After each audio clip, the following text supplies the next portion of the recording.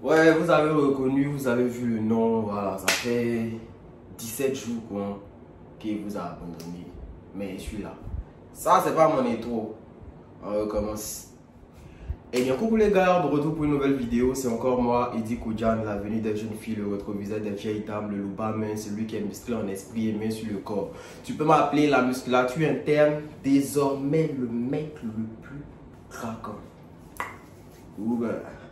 Bien, aujourd'hui, comme vous pouvez le voir par le titre, on va voir comment contester les motifs de refus de visa.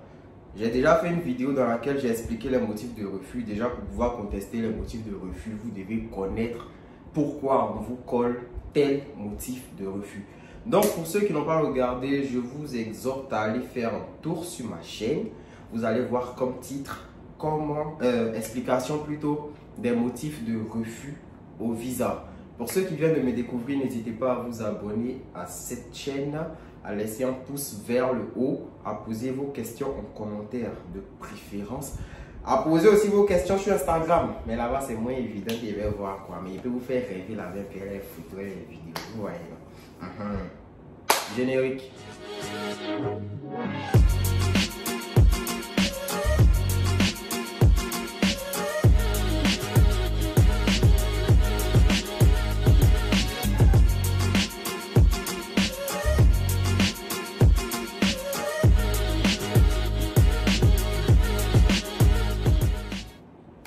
De retour. Alors, comme j'ai eu à le dire en introduction, on va voir comment contester les motifs de refus au visa. Mais s'il vous plaît, quand on dit contester quelque chose, on conteste quand on sait que on a raison. Et puis la réponse a été défavorable pour nous. Mais on estime que on a raison. Vous n'avez pas raison là. Ne partez pas contester quelque chose et puis à cause de vous, ils ne vont pas lire les trucs de ceux qui ont raison. Donc quand vous contestez quelque chose, assurez-vous que vous avez raison. Bien, déjà pour pouvoir contester, il faut faire ce qu'on appelle une lettre de recours gracieux. Et au visa, ils vont vous dire d'adresser votre recours gracieux à un tribunal de je ne sais pas quoi, qui se trouve quelque part ici à Nantes, dans les 2 mois suivant votre refus de visa. Et quand vous allez envoyer votre motif, votre recours gracieux, ça va prendre du temps assez sauvagement parce que je me rappelle, l'année dernière, j'ai fait un recours gracieux pour une fille qui avait eu un refus de visa. J'ai fait un recours gracieux pour elle. C'est cette année-là qu'elle a reçu la réponse. Donc ça peut prendre un temps fou. Donc déjà pour les recours gracieux au niveau du visa, ce que moi je vous suggère, c'est de, de mettre votre lettre de recours gracieux directement dans votre dossier visa. Vous allez me dire, mais Eddie, maintenant là c'est en ligne, donc on ne peut plus faire comme on veut, c'est eux qui choisissent ce qu'on doit déposer et tout. Si tu as tout mis dans un PDF, quand ils vont ouvrir, ils vont voir. Voilà. Donc maintenant, on va parler de la rédaction du recours gracieux proprement dite ou dit. Non, c'est dite. Je vais beaucoup plus m'attarder sur le motif 2, le motif 4 et le motif 5 aujourd'hui. Le motif 2, on le colle en général lorsque vous avez un garant qui n'est pas solvable. Qu'est-ce qu'un garant solvable? Un garant solvable, c'est celui qui touche au minimum le triple de ce qu'il doit vous envoyer. Si il doit vous envoyer 300 €, c'est-à-dire lui-même, il doit toucher au minimum 900 €. Mais attention, quelqu'un qui touche au minimum 900 € ne peut pas être garant pour quelqu'un. Ça, c'est un exemple. Pour être garant, il faut toucher au moins le SMIC. Mais c'est juste un exemple que j'ai pris pour vous. Si vous estimez que votre garant est solvable et qu'il a assez de moyens pour vous prendre en charge, vous faites une lettre de recours gracieux. C'est un peu comme une lettre classique. Je vous mets un exemplaire là, vous allez voir. C'est un peu comme une lettre classique avec en tête vos noms, vos coordonnées et tout et tout. Et puis avant d'envoyer, vous mettez à l'attention du consul général de France en Côte d'Ivoire par exemple. Vous voyez ou pas? Et puis en objet de la lettre, vous mettez recours gracieux. J'ai déjà fait une vidéo sur les recours, c'est pratiquement les mêmes procédés. Vous allez commencer d'abord par madame, monsieur, évoquer la date à laquelle vous avez eu votre refus de visa. Vous allez évoquer également les différents motifs qu'ils vous ont collés pour vous refuser le visa. Et après avoir fait tout ça, c'est maintenant que vous allez passer à l'argumentaire. Vous voyez. Et là même pour le motif 2, j'ai déjà dit. Si ils estiment que votre garant n'est pas solvable, la seule preuve que vous pouvez envoyer, c'est ce que j'ai dit là. Il touche au minimum le triple de ce qu'il doit vous envoyer. Ça fait de lui un garant solvable. Mais il ne suffit pas seulement de ça en fait. Parce que si quelqu'un fait une prise en charge de 300 € qui touche 900, il ne peut pas être garant. Même s'il veut, il n'a qu'à toucher 900 € puis vous envoie 50 € dedans. Il ne peut pas être garant. Mais il doit toucher au moins le SMIC qui est, je crois, 1300 €. Voilà. Si on vous colle un motif 2, vous évoquez cet argument-là, il touche au minimum le triple de ce qu'il doit vous envoyer. Donc ça, c'est quelque chose de quand même convaincant. Et puis pour le reste, ça dépend maintenant de votre inspiration. Je vous donne juste des grandes lignes directrices parce que vous allez faire copier-coller. On se connaît. Voilà. Bien, là, c'était concernant le motif 2. Voilà, c'est vraiment l'argument principal que vous devez évoquer. Garant touche au minimum le triple de ce qu'il doit vous envoyer. Mais attention, vérifiez qu'il n'a aucun problème avec la justice et qu'il n'a pas plein d'amendes impayées. Avec vos tontons, ils sont ici, ils ne disent pas la vérité souvent. Donc, vérifiez ça. Maintenant, même avant de parler du motif 4, je vais faire une petite parenthèse. Ce 15 août là, je serai à Daloa à l'université Jean-Laurent Guédé. Voilà, c'est ça. À l'université Jean-Laurent Guédé pour une masterclass, si je peux le dire ainsi. Voilà, donc je compte sur vous pour venir.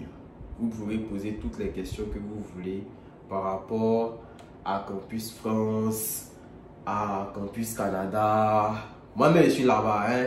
Donc, vous n'allez pas écouter bouche des gens qui sont dehors, qui vous stressent pour rien. On dit, papa est là. Papa est dit.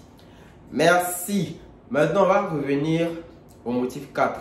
Le motif 4, pour ceux qui ne le connaissent pas, c'est quand on vous soupçonne en fait de partir en France pour faire autre chose. Ceux qui ne savent pas, motif 4 c'est quoi là? Il y a déjà fait une vidéo dessus où j'ai expliqué tout ça. Allez regarder. Merci. Donc, le motif 4, on vous soupçonne en fait de venir en France pour faire autre chose. Donc, ce genre de motif là, pour pouvoir contrer, c'est bien, ouais, c'est un recours gracieux que vous allez faire, mais un recours gracieux qui sera beaucoup plus du style lettre de motivation. Je ne sais pas si vous voyez. C'est vrai, c'est un recours gracieux que vous voulez vous utiliser pour contester un motif. On est d'accord, vous le faites pour pouvoir contester. Mais pendant que vous contestez là, les arguments que vous devez utiliser, ce sont vos motivations. Parce que on se dit, vous venez, bon, pas vous venez, vous partez en France pour faire autre chose que les études. C'est-à-dire que vous voulez arriver juste là pour aller faire autre chose. Donc à vous de prouver que vous êtes motivé pour aller étudier. Voilà. Et l'argument un peu passe-partout, je sais que vous avez déjà vu mes recours gracieux traîner un peu partout là. Parce que les gens qui vous suivent là, je leur donne ça aussi. Vous allez voir ça. Voilà. L'argument qui est utilisé un peu partout, dont je suis l'initiateur. Ouais, je suis narcissique. J'essaie, je ne suis pas humble. Merci, c'est pas grave. C'est que vous devez dire au consulat que vraiment la procédure là, ça vous a tenu à cœur. Vous devez dire pourquoi vous voulez aller étudier en France. Moi, comme ça, quand il fait un recours, il voit motif 4. La première des choses par laquelle il commence là.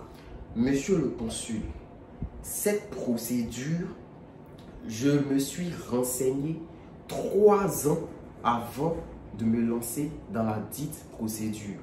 J'ai même pris des rendez-vous avec des conseillers d'orientation à Campus France pour qu'ils puissent me faire des propositions de formation, des propositions de filières qui concordent avec mes aspirations professionnelles et qui sont surtout réalistes, c'est-à-dire en fonction de mes notes, c'est réalisable pour moi.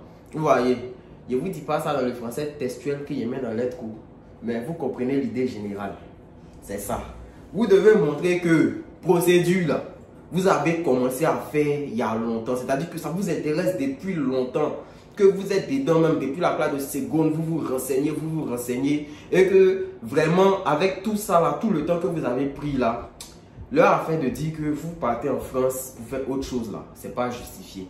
Parce que vous n'avez pas fait la procédure là sur un coup de tête. Vous voyez? Ça c'est un argument parmi tant d'autres. Je ne peux pas tout déballer ici parce que vous allez faire copier-coller. Mais si vous voulez des rédactions de recours gracieux, 60 €. Papa il dit est là, il vous règle ça propre. Maintenant après, attention, le motif 4 là, même si vous venez me voir, s'il vous plaît, j'ai eu à le dire ici depuis. Faites des choix réalistes, surtout ceux qui poursuivent au privé. Vous faites des... Je ne sais pas ce qui vous suit, si c'est vous-même, mais vous faites des choix tellement bêtes quand vous partez au privé là-bas, que je m'assois et dis, mais il y a quelle logique dans ce que vous faites? Vous avez une licence en économie, on vous retrouve en Master 2 de droit. C'est-à-dire même pas Master 1, Master 2 de droit. Ou bien vous avez une licence en économie, vous partez faire Master 1 de droit des affaires ou bien relations internationales. Il y a quel rapport là? Au moins, si c'était comme si vous avez une licence en économie, vous revenez faire une première année de, par exemple, de droit d'une université privée. C'est vrai que vous avez tellement chuté, vous avez tellement rétrogradé, mais ça encore c'est gérable au recours gracieux. Mais vous faites des choix comme ça, on ne comprend pas, on ne voit pas tête, on ne voit pas que vous faites, et puis à la fin, vous allez venir dire, Edith, tu peux faire recours gracieux. Si vous avez les choix comme ça, je ne peux pas faire recours gracieux pour vous. Vous allez me payer, il y a chercher haute école pour vous, et puis vous allez redéposer. Voilà. Donc, motif 4 là, vous contestez quand vous avez fait choix cohérent. Pas les choix où tu es étudiant en biologie, en licence 3, et puis on te retrouve en Master 1 de mathématiques dans une école privée. C'est pas ça. Même si en biologie on fait mathématiques, biologie et puis mathématiques là, c'est pas le même objectif. Donc, ceux qui ont fait les choix intelligents, voici comment vous devez contester le motif 4. C'est un peu ça, c'est pas sorcier. Donc maintenant on peut passer au motif 5. C'est parti. Voilà, mais bien avant même de parler du motif 5, pour le motif 4 là, vous pouvez dire ce que j'ai eu à dire, mais parlez aussi de vos motivations. Voilà. C'est bien de dire que oui, vous avez commencé la procédure il y a longtemps. C'est bien. Vous voyez, au moins on sent une détermination et que vous n'avez pas fait ça sur un coup de tête. Voilà, c'est pour ça que moi j'utilise ça comme argument pour pouvoir contester le motif 4. Comme j'ai eu à l'expliquer là, tu t'es renseigné, tu es allé voir les conseillers d'orientation parce que c'est un projet qui te tient à cœur.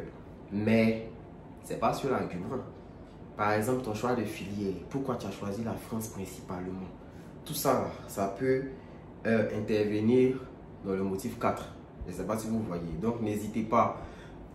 C'est là, on vous donne l'occasion de faire les éloges de la France. Sinon, vous qui faites, la France est reconnue par son système éducatif, dans l'aide de motivation, et puis vous n'avez pas acceptation là. L'aide de motivation là, c'est pas la place d'éloge. Éloge même, il a fait ce magazine. Mais voilà. Vous faites éloge là dans recours gracieux. Et puis c'est tout. Là, on vous donne le droit. Dans motif 4, faites les éloges de la France. Pourquoi vous voulez étudier en France? Voilà. Et puis voilà, c'est fini.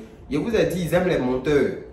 Donc, voyez ça, surtout les gars, voyez ça comme si le consul c'était une go que vous deviez draguer. Ça allait vite. Motif 5. Maintenant, même avant même de parler de ça encore, vous devez savoir une chose, c'est que visa là, c'est pas toujours que les motifs sont justifiés. Bon, on ne sait pas s'il y a un quota, on ne sait pas. Mais moi, je connais des gens, une fille comme ça l'année dernière, qui a bien fait sa procédure et tout et tout. Son papa était maire ici. Moi, même quand il y a vu compte bancaire là, il a dit donc c'est comme ça, il y a des gens qui ont l'argent dans le pays là. Elle s'est dit qu'elle n'a pas souffert. Papa a plus de 100 millions dans son compte, les trucs comme ça. Elle avait ça. Logement même là, elle n'a pas chômé. Et les gens comme ça, ils ont famille un peu partout, oui non. Donc, elle a pu louer son logement tranquillement. Prise en charge là, l'argent investi chez papa là-bas comme ça. Waouh! Elle est partie là, elle n'a pas eu visa. Avec tout ça là. Et puis ils ont collé motifs 4 et 5. C'est pas pour dire qu'elle a eu avis SCAC défavorable. Mais quand ils ont appelé là-bas, là, ils ont dit que l'avis est favorable. Mais elle a eu 4 et 5. J'ai une autre amie. Excusez-moi, c'est pas trop la forme. J'ai une autre amie aussi également. Ses parents sont bien, ses parents touchent beaucoup, ses parents sont juges et tout. Quand tu vois même coin, même où elle habite, même là, ah, tiens. Genre, ça parle à sa place, quoi, tu vois. Voilà. Ses parents ont l'argent et tout. Elle a loué une résidence privée l'année dernière et tout. Par maman seule là, 1 500 000. Maman seule. Et puis il y avait papa qui était là aussi. Elle est partie là, poteau. Elle n'a pas eu visa. Donc, visa là, c'est pas toujours refus est justifié. Donc faites Orange Money à vos grandes-mères qui sont au village. J'insiste. Voilà. Maintenant, pour contester le motif 5, ça concerne les conditions de séjour. Donc là, par exemple, vous pouvez, je ne sais pas, modifier votre prise en charge. Vous voyez. Maintenant, si vous-même, vous avez des doutes par rapport au logement que vous avez eu à prendre et tout, vous pouvez, par exemple, dans votre lettre là, expliquer pourquoi vous avez fait ce choix de logement là et comment vous comptez faire par la suite. Par exemple, quelqu'un qui a une attestation d'hébergement de 3 mois. Et quand lui-même il regarde, il se dit que sûrement, ça peut être ça qui est le problème. Donc, quand tu vas finir de faire ton recours, par exemple, là, tu vas dire que j'ai fait une réservation et j'ai fait une attestation d'hébergement de 3 mois dans le but de, par exemple, pouvoir trouver un logement dès mon arrivée parce que je ne trouvais pas de logement. Tous les propriétaires exigeaient que je sois sur le territoire français et tout. Et qu'en plus de cela, par exemple, j'ai telle somme sur mon compte bancaire qui me permettra de louer décemment mon logement, par exemple. Ou, dans le cas échéant, si la personne qui m'héberge, on arrive à la fin de l'hébergement, j'ai assez pour pouvoir me louer, par exemple, un hôtel sur tel nombre de mois jusqu'à ce que je trouve un logement. Et qu'en plus de cela, je joins, par exemple, la capture d'écran de ma demande de logement en CROUS. Vous voyez, non, je vais vous apporter des éléments nouveaux juste pour pouvoir en fait solidifier. Voilà, je ne sais pas si vous comprenez. Mais le motif 5, soit c'est votre logement là. C'est pas trop ça. Surtout pour vous qui prenez les résidences étudiantes et tout là. Souvent, il y a des résidences étudiantes qui donnent juste les papiers. Alors que, genre en fait, c'est juste ça quoi. Parce que moi, j'en connais des résidences étudiantes qui sont ici, qu'il te faut payer 500 € juste pour te faire une attestation de réservation pour que tu puisses demander au visa. Mais quand tu arrives là, tu ne vis pas là quoi. Voilà, donc ça, si vous avez des résidences privées et que vous avez un motif 5, ça peut être quand même la cause. Donc en plus de cela, si vous êtes dans une résidence privée, vous pouvez par exemple joindre une capture d'écran d'une demande de CROUS que vous avez eu à faire. Ou peut-être, je ne sais pas, une discussion avec un propriétaire qui a dit que quand vous allez arriver, vous pouvez avoir les clés d'un logement ou je sais pas, mais je ne sais pas si vous comprenez ce que je veux dire, mais vraiment apporter des éléments nouveaux, surtout au niveau du logement quand c'est le motif 5. Parce qu'en général, la prise en charge, bon, c'est 615 € minimum qui est demandé. Hein. Voilà, c'est 615 € minimum. Donc, voyez un peu. Essayez d'apporter de nouveaux éléments au niveau du logement. C'est surtout ça. Maintenant, si aussi votre garant, il ne touchait pas beaucoup, vous pouvez avoir aussi le motif 5. Mais dans ce type de cas-là, il va falloir changer de garant. Si vous avez un garant qui touche 3 000 et qu'il vous fait 3 000 €, pardonnez, et ils vont me dire, il dit 3 000 quoi 3 000 € et qu'il vous fait une prise en charge de 700 €. Quand vous collez le motif 5, vous savez que le refus, ça ne vient plus du garant. Donc, essayez de jauger un peu avec ça. Si vous savez que votre garant ne touche pas beaucoup et que vous avez un motif 5, voyez à la fois garant et le logement lorsque vous allez contester. C'est-à-dire que essayez d'apporter des éléments nouveaux, d'expliquer des trucs si nécessaire. Si votre garant touche déjà assez et que vous savez que ce n'est pas lui le problème, attardez-vous sur le logement lorsque vous allez faire votre recours gracieux. Et je vais être en bonus.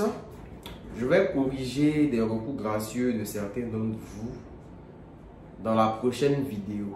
Donc, envoyez-moi vos recours gracieux sur Instagram. Tu n'es pas abonné, il ne faut même pas déjà m'envoyer. Il ne va pas lire. Donc, abonnez-vous. J'attends vos recours gracieux. La prochaine vidéo, je la fais la semaine prochaine. On est ensemble. Merci.